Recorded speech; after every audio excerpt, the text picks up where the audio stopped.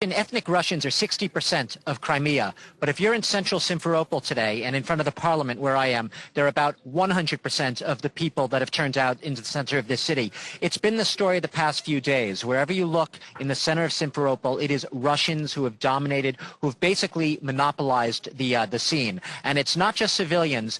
It is also, according to a lot of reports, Russians in uniform moving around. We saw yesterday trucks moving along the highway outside of Simferopol with Russian license plates. Now, that said, we have to be very careful because what is happening here this morning? When we woke up, we saw unidentified armed men. I don't think you can see them in the picture behind me, but they are patrolling around the perimeter of the parliament this morning. These same men, the same camouflaged uniform without any insignia markings whatsoever that we saw when we woke up yesterday and were at Simferopol's civilian airport. They apparently came overnight. They surrounded the parliament here.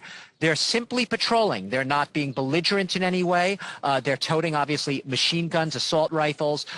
In one case, we saw a rocket-propelled grenade launcher. But they are very much showing themselves. They're making their presence felt.